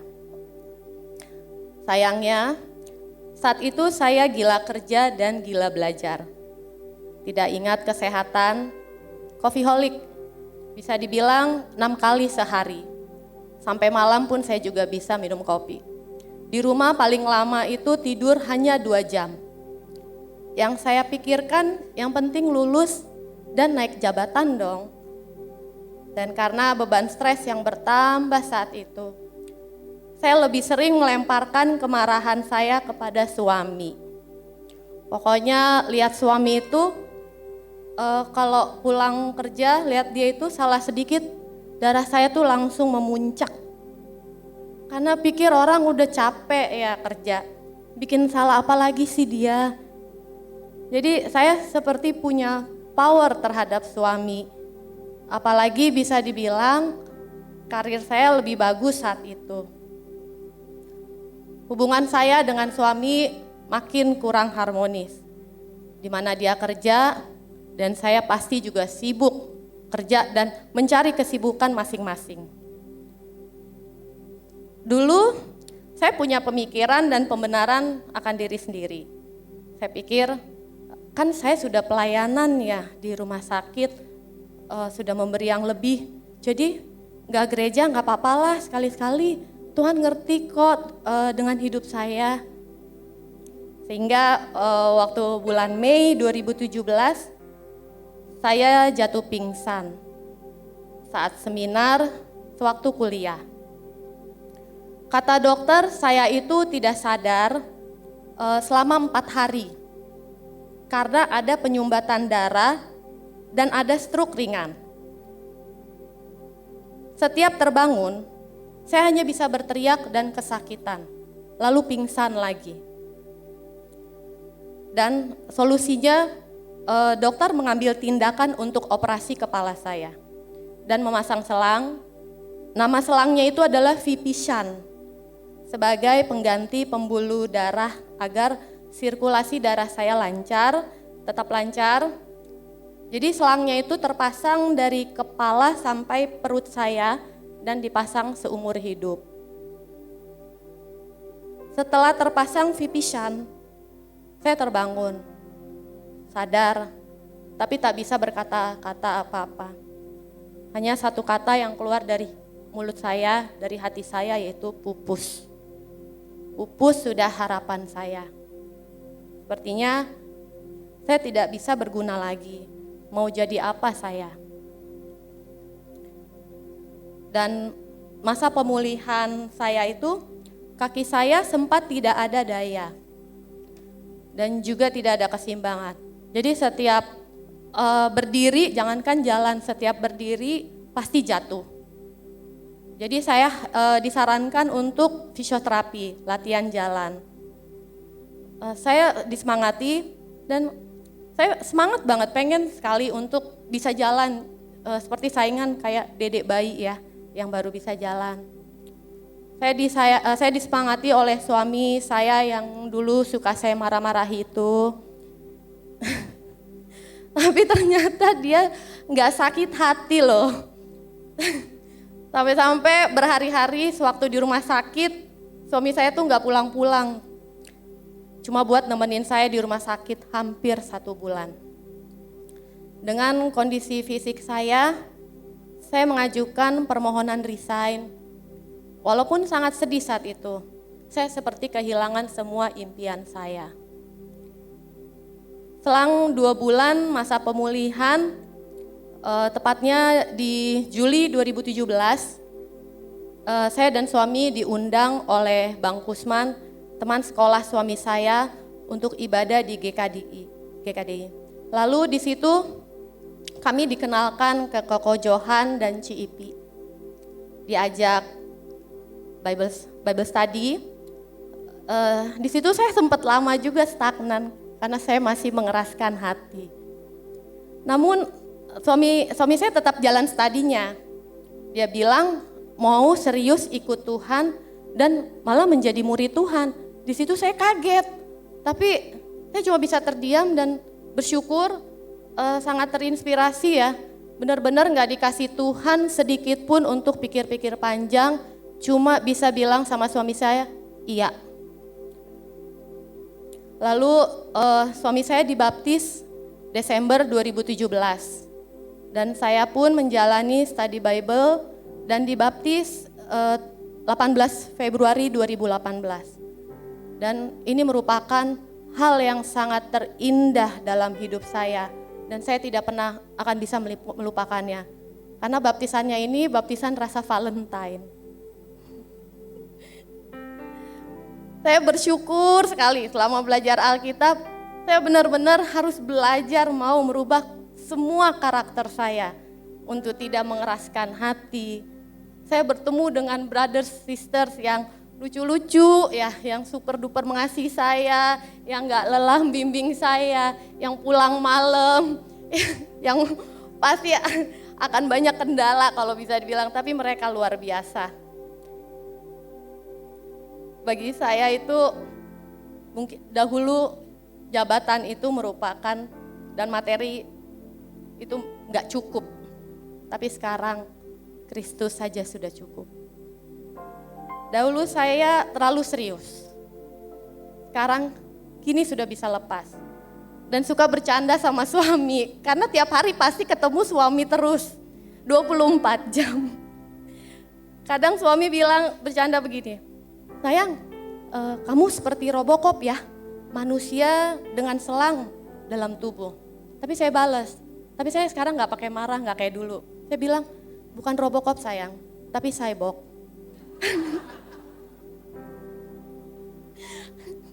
Tuhan sangat baik sekali. Dia selalu ada buat saya. Dia tidak pernah meninggalkan saya sedetik pun. Bahkan dia mengubahkan hidup saya. Kini saya tidak pupus lagi, saya punya brother sisters yang awesome. Tuhan menginginkan saya berguna untuk semua orang dan melayani terus di ladang Tuhan. Saat ini saya bersyukur saya bisa melayani sebagai song ministry di Merit Bintaro. Dan salib Tuhan Yesus mengajarkan saya untuk teguh berdiri dan punya komitmen di dalam Tuhan. Mau dibentuk, siap karakter demi karakter dalam situasi apapun, agar hidup saya penuh pengharapan di dalamnya. Saya juga mengajak Bapak Ibu untuk terus mencari Tuhan. Seberapa hebatnya dunia ini janjikan, itu cuma semata. Tuhan kita lebih hebat. Dia yang menyediakan segalanya. Amos 5 ayat 6, carilah Tuhan, maka kamu akan hidup. Terima kasih, nama Tuhan dipermuliakan, amin. Terima kasih Sis Imelda, sungguh luar biasa. Salib Kristus memberikan kekuatan. Sebelum kita mengambil perjamuan kudus, mari kita angkat pujian ini bersama-sama. Selidiki dan kenal hatiku Tuhan.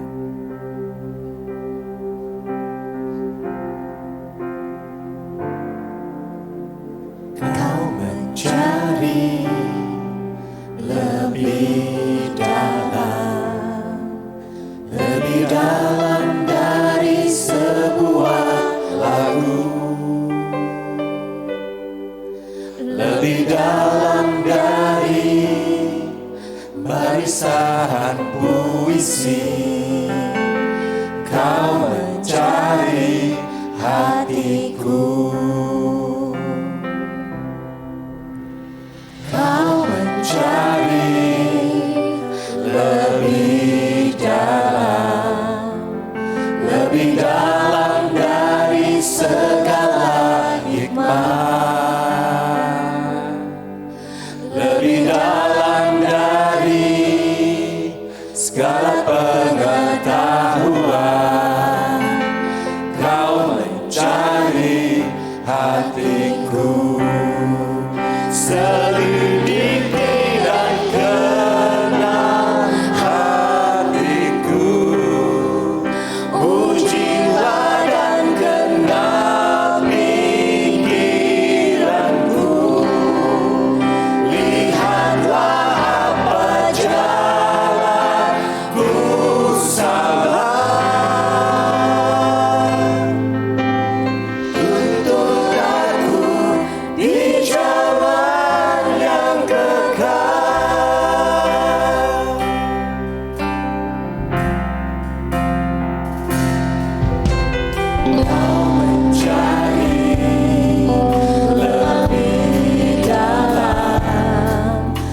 lebih dalam dari segala iman,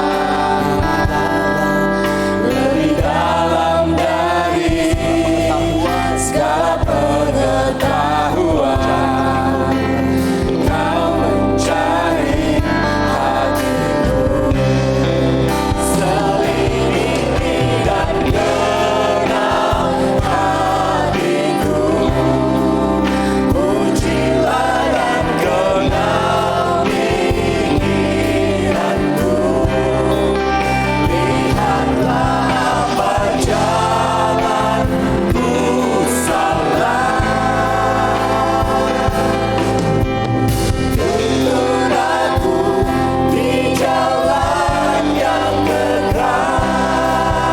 Selidiki. Mari jemaatkan pujian ini.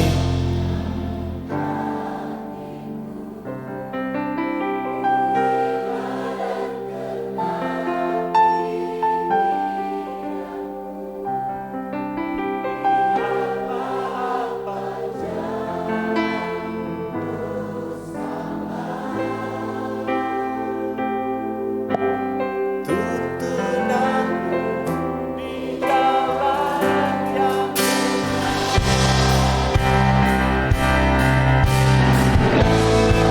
selidiki dan kenal hatiku. Ujilah dan kenal pikiranku. Lihatlah apa jalanku salah.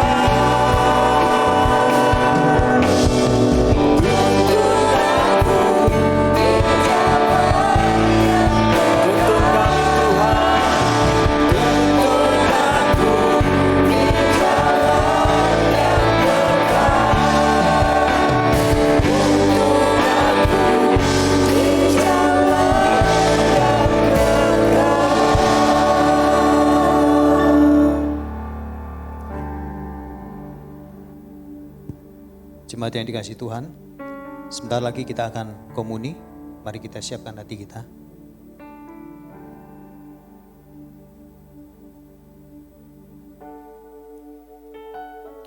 Saya akan bacakan di 1 Korintus 11 ayat 23 sampai 26. Sebab apa yang telah kuteruskan kepadamu telah aku terima dari Tuhan, yaitu bahwa Tuhan Yesus pada malam waktu ia diserahkan mengambil roti, dan sesudah itu ia mengucap syukur atasnya, ia memecah-mecahkannya dan berkata, inilah tubuhku yang diserahkan bagi kamu, perbuatlah ini menjadi peringatan akan aku. Mari kita makan.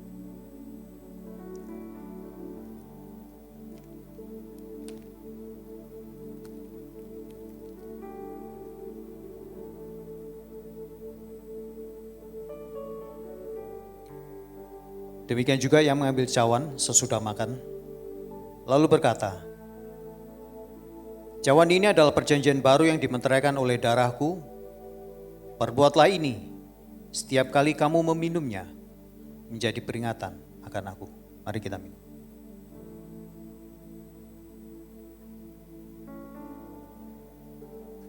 Sebab setiap kali kamu makan roti ini dan minum cawan ini, kamu memberitakan kematian Tuhan sampai ia datang. Mari kita berdoa. Bapa, terima kasih untuk pengorbanan Engkau di kayu salib. Untuk setiap tetes darah yang Kau curahkan ya Tuhan. Tidak lain dan tidak bukan karena Engkau begitu mengasihi kami. Firman yang kami terima, hikmat yang Kau berikan, kiranya itu sungguh-sungguh boleh menjadi pegangan dalam hidup kami. Untuk kenal Engkau lebih lagi. Untuk berubah semakin hari semakin mirip dengan Engkau. Terima kasih ya Bapa untuk semua kebaikan Engkau. Di dalam nama Tuhan kami Yesus Kristus, kami semua sudah berdoa dan mengucap syukur. Amin. Jemaat yang dikasihi Tuhan, hari ini kita belajar luar biasa dari buku Amsal. Terus terang memang di masa-masa lalu saya memang sering menggunakan Amsal untuk memberikan masukan. Karena saya memimpin single, jadi saya akan gunakan Amsal untuk memberikan mereka wejangan. Tapi hari ini saya belajar lebih dalam. Saya sangat tertusuk dengan poin yang pertama, jalan. Ya, ternyata ada perbedaan antara pengetahuan dan hikmat. Pengetahuan kita bisa dapat dari dunia dan itu tidak membawa kita untuk rohani. Bisa jadi membuat kita malah menjauh daripada Tuhan. Tetapi hikmat itu ternyata harus didasari dengan takut akan Tuhan. Jadi luar biasa banget. Lalu saya berpikir, seandainya single memilih pasangan dengan menggunakan hikmatnya Tuhan, luar biasa banget. Banyak single mungkin memilih pasangan karena apa? Karena casing, ya, karena penampilan. Wah, keren banget. Tapi hari ini saya berharap pesan Tuhan sangat jelas. Kalau pilih pasangan harus menggunakan hikmat dari Tuhan. Jadi jangan salah. Untuk itu mari kita berterima kasih kepada Pendeta Alex yang sudah memberikan kita hikmat, ya, wejangan untuk kita semua. Oke, saat ini saya akan memberikan kesempatan buat kita semua untuk bisa memberikan yang terbaik bagi Tuhan. Akan ada QRIS di layar dan juga ada di belakang kursi. Juga untuk persembahan persepuluhan kita bisa lihat di layar kemana kita akan transfer. Saya berikan kesempatan.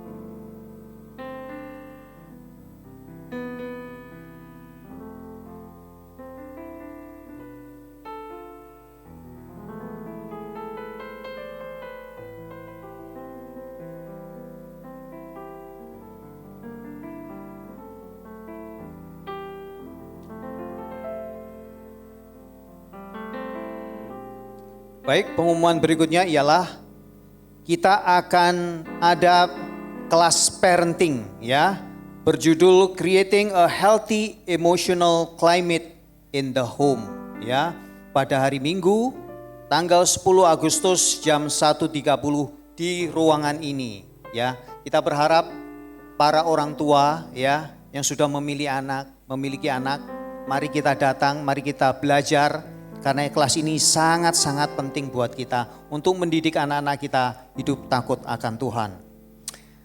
Pengumuman berikutnya datang dari season single. Mari kita kasih semangat dulu dong buat season single, ya. Pengumumannya apa? Tanggal 16 Agustus kita akan ada event, ya. Kita akan ada acara, ya. Jadi tolong ditampilkan. Ada? Pengumuman dari season single, oke. Mari kita saksikan bersama.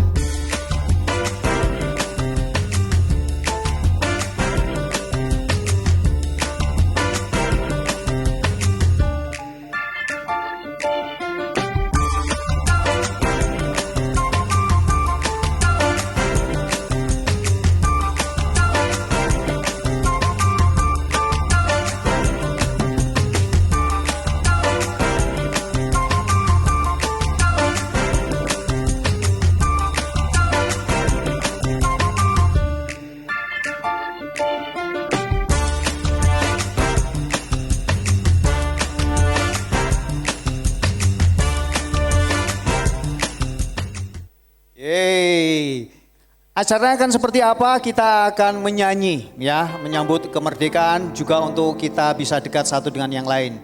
Buat siapa sih? Buat yang berusia 35 tahun up ke atas dan belum punya pasangan bisa datang, bisa ajak temennya.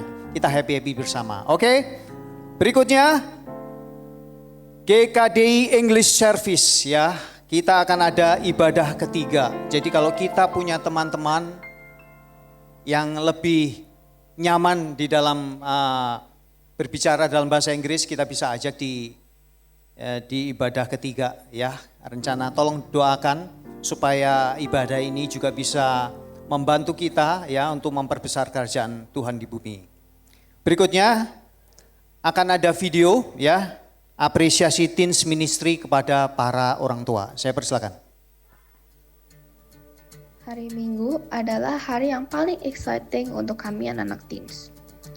Teens Ministry bukan hanya sekedar tempat untuk kami beribadah bersama, tetapi juga rumah Tuhan yang aman dan hangat untuk kami bertumbuh dalam iman bersama dengan teman-teman kami. I was buried beneath my shame. Welcome to Elevate 2025! Melalui acara yang selalu kami tunggu-tunggu, yaitu retreat, kami bisa belajar banyak dari pembicara-pembicara yang dihadirkan. Kami belajar bagaimana kami harus selalu meningkatkan cinta kami kepada Tuhan, dan bagaimana kami bisa tetap keren dan punya banyak teman, tetapi hidup seperti yang Tuhan inginkan. All my failures I tried to hide. It was my dream, yeah, till I met you. Menurut kami, sangat penting untuk tetap bisa punya fondasi yang kuat di dalam Tuhan di tengah bisingnya dunia, supaya bisa keren di dalam Tuhan. Kami bisa merasakan kasih Tuhan di dalam retreat kali ini tidak lepas dari bantuan orang tua kami. Dear parents, terima kasih sudah selalu mau mendorong dan mendukung kami dalam kegiatan-kegiatan yang berharga ini.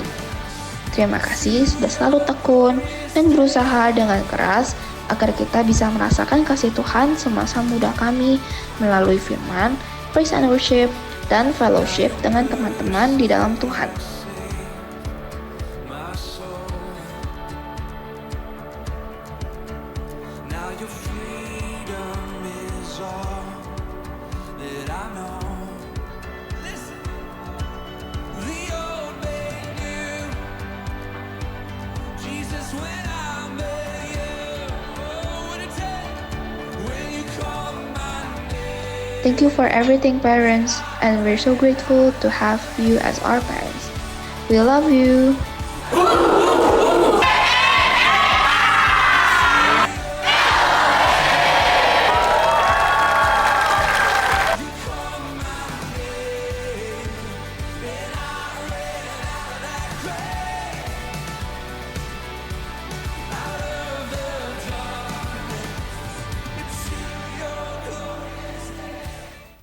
Yeah. Terima kasih para orang tua yang sudah mendukung para teens kita. Berikutnya, saya undang dari tim kedukaan yang akan memberikan pengumuman buat kita semua. Saya panggilkan. Silakan, Bro Henry. Shalom, selamat pagi menjelang siang Bapak Ibu Saudara sekalian, brother sister yang terkasih dalam Kristus.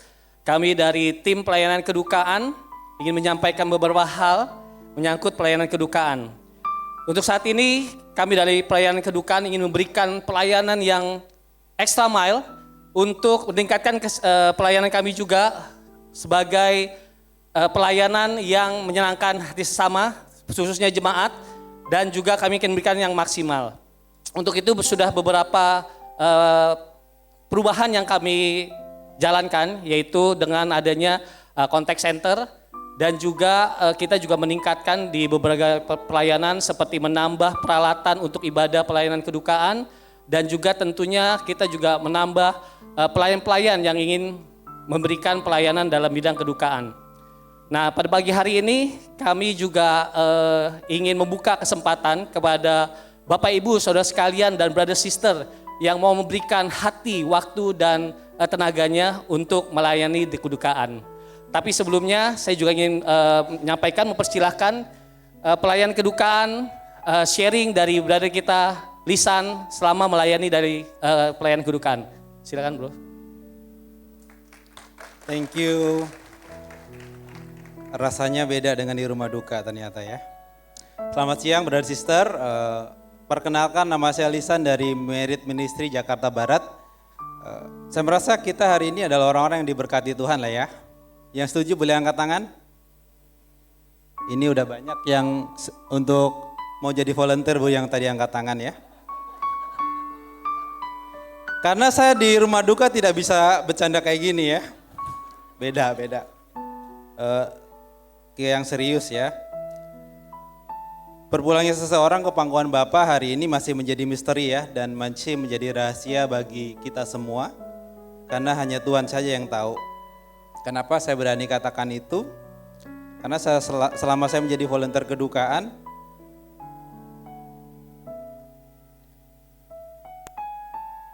tidak ada satupun yang merencanakan itu akan terjadi. Karena ada satu waktu seseorang berpulang pada saat hendak merayakan Natal. Ada satu waktu juga dalam perayaan malam tahun baru dan itu terjadi. Dan dalam 7 hari terakhir yang terjadi adalah ada 3 dari keluarga saudara-saudari kita, bahkan saudari kita yang berpulang ke pangkuan Bapa. Kalian bayangkan kalau 3-tiganya dalam 7 hari ada 2 atau 3 kali ibadah kedukaan, yang terjadi adalah kita nggak pulang-pulang ya.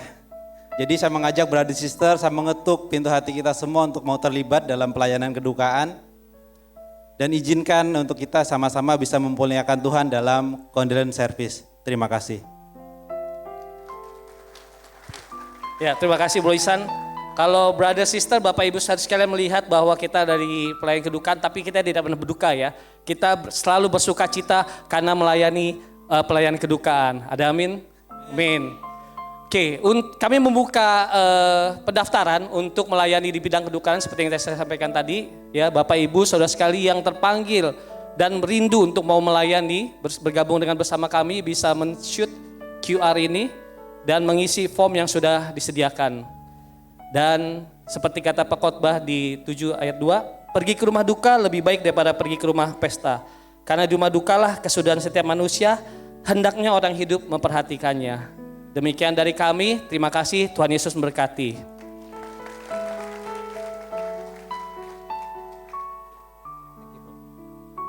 Luar biasa, saya melihat mereka, saya terus terang sangat-sangat tersentuh ya. Di sini siapa yang lebih senang ke rumah duka daripada ke rumah pesta? Wah, luar biasa ada beberapa, nggak apa-apa. Ini karena masih belum lengkap baca buku Amsal ya. Nanti pulang ke rumah, baca buku Amsal, saya berharap lebih dari setengah siap melayani di tim kedukaan. Amin. Oke, jemaat yang dikasih Tuhan, mari kita siapkan hati untuk menutup dengan doa. Bapak, terima kasih untuk siang hari ini Tuhan.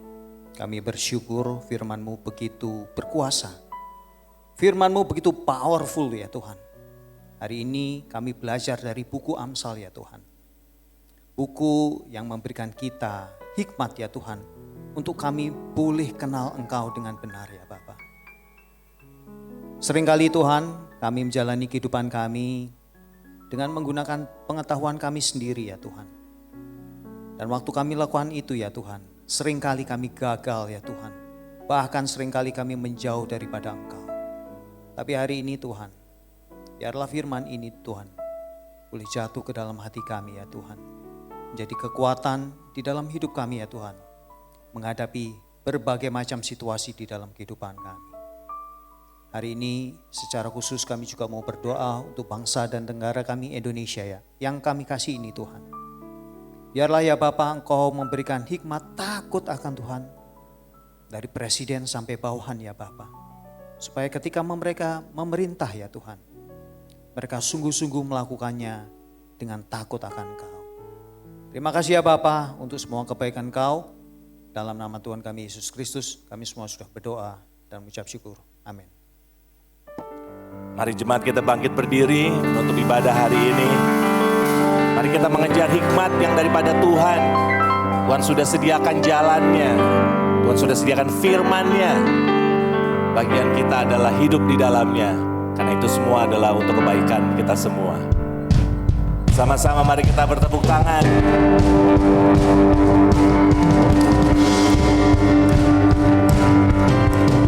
Sama-sama kita bisa berubah, amin. Together, together, together, moving as one. Forever, forever, forever, your will be done. Together, together, together, moving as one. Forever,